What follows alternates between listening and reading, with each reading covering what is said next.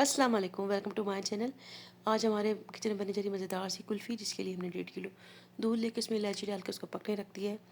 यहाँ पे हम 1 कप चीनी लेंगे, इसको हम कैरेमलाइज़ कर लेंगे। इसको हल्की आंच पे बनाएंगे ताकि अच्छे से इसका गोल्डन कलर आ जाए। जैसे इसका ऐसा गोल्डन कलर आएगा तो उसको दूध में शामिल कर देंगे।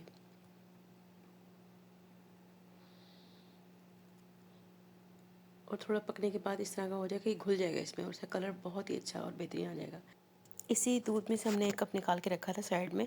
उसके अंदर 4 टेबलस्पून सूखा दूध डाला, 2 टेबलस्पून कस्टर्ड पाउडर डाला, 2 टेबलस्पून कॉर्नफ्लावर डाला। आप चाहें तो 4 टेबलस्पून कॉर्नफ्लावर के भी डाल सकते हैं। अच्छे से मिक्स कर लेंगे इसको।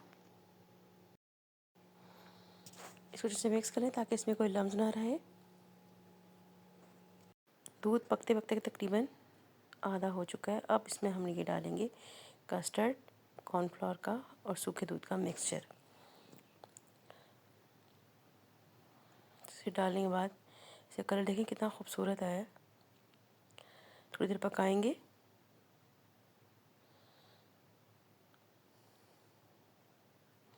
तो पकने के बाद ये इसका टेक्सचर इस तरह का हो गया। इसको ठंडा होने रख देंगे। ये ठंडा होगा, इसमें 1/4 कप क्रीम शामिल कर देंगे। आप चाहें थोड़ी ज़्यादा भी कर लें।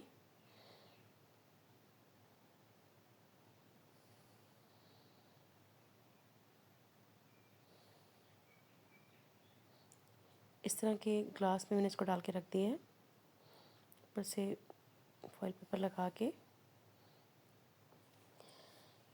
यहाँ पे मैं आपको दिखा रही हूँ फालूदे की रेसिपी। तो इसको मैंने इस तरह का एक कंटेनर था, उसमें भी शामिल कर दिया था। कुल्फ़ी को 8 घंटे भी रखा है तो अभी ये जमी नहीं सही।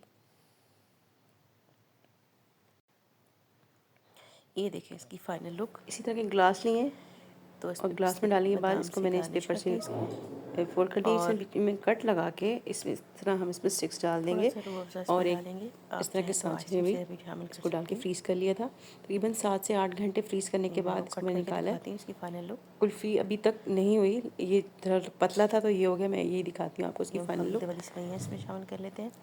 अच्छा, थोड़ा सा मिक्सचर बचा लिया था, ये देखें। तो हमारा बेहतरीन सा जो मलंगा डाल दिया, कुल्फ़ी फालूदा वो रेडी हो चुके हैं। इसके बाद थोड़े से पिस्ते और बादाम से गार्निश करते हैं। वो बन के रेडी हो गया। रूह अफ़ज़ा मेरी रेसिपी इसमें डालेंगे, कमेंट कीजिएगा, शेयर कीजिएगा। थैंक्स।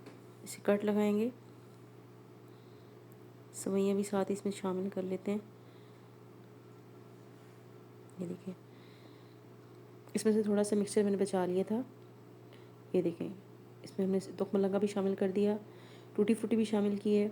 तो बहुत ही अच्छा टेक्सचर बना है, बहुत ही मज़ेदार, बहुत ही यमी।